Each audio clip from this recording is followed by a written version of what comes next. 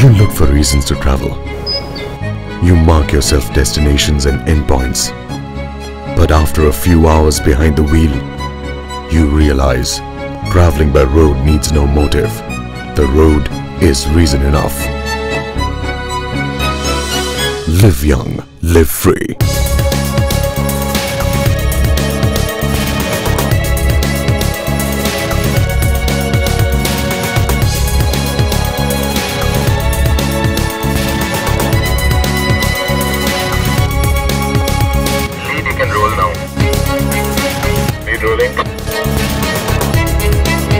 From the intersection, we'll take a left turn and move towards Noida. Keep extreme left, convoy.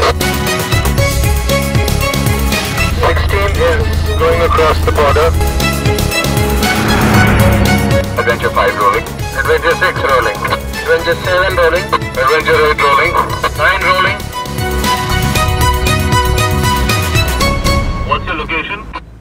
We're fueling up at the last petrol pump before Nepal, and we're really excited to get in and do our first border crossing by road. Just getting in a car and crossing borders is not something that everybody does on a daily basis, and with it comes the experience of the convoy as a whole. It's magical. It's just magical because you travel 3 countries, and the primary importance is you cross the borders over land. Bye-bye, India. Hello, Nepal. To tell you a little about Pokhara, it was a beautiful little town, very neat and clean, right at the foothills with a lovely lake.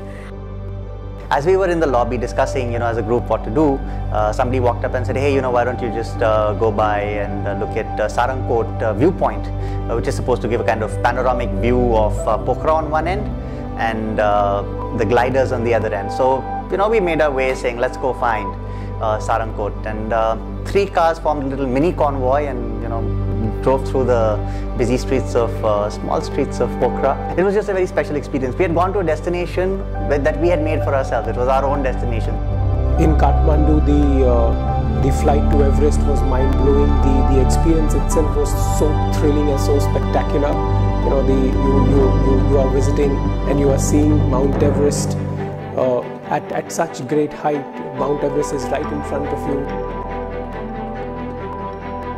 The ultralight flight across the Annapurna range was another fantastic experience. They take you right deep inside.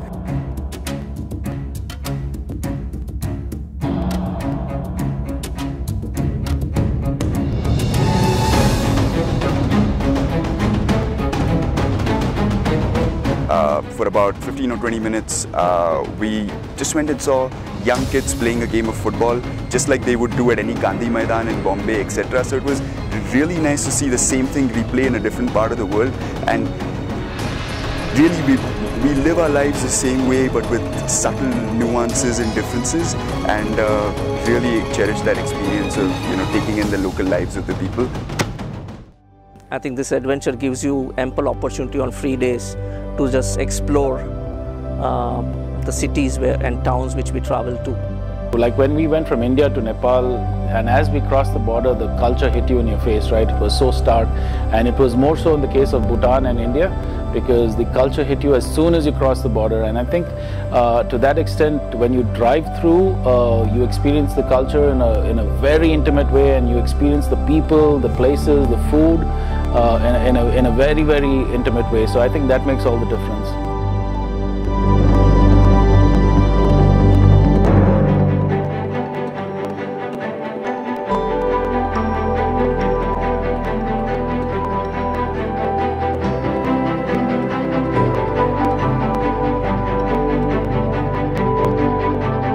Yeah, just keep moving slowly, 15.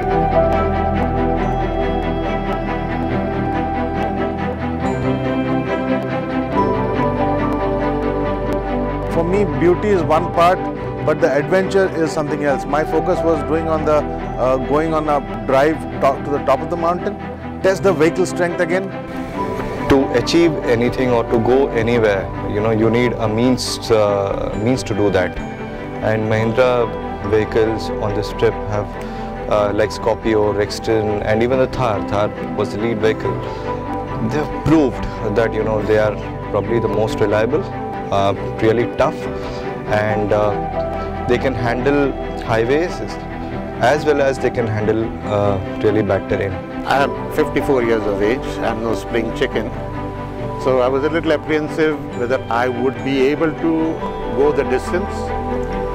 But then the support and the organization of Mahindra Adventures and XSO was so fantastic. They really made me feel younger, kept me pumped up to continue to go that extra mile.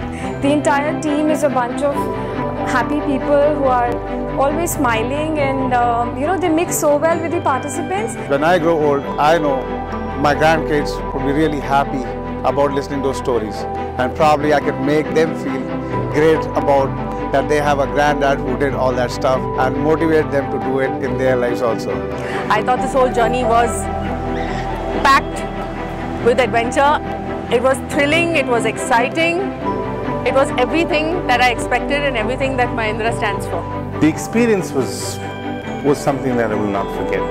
I think if somebody asked me, will I recommend, I think there's no reason for me not to recommend this one. The Tri-Nation is an absolutely fantastic memory to have in your series of memories. Beautifully organized, and I think I'm surely going to be back here for this trip.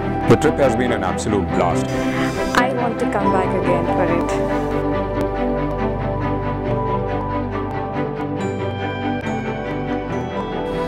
The second edition of the Tri-Nation has successfully been completed.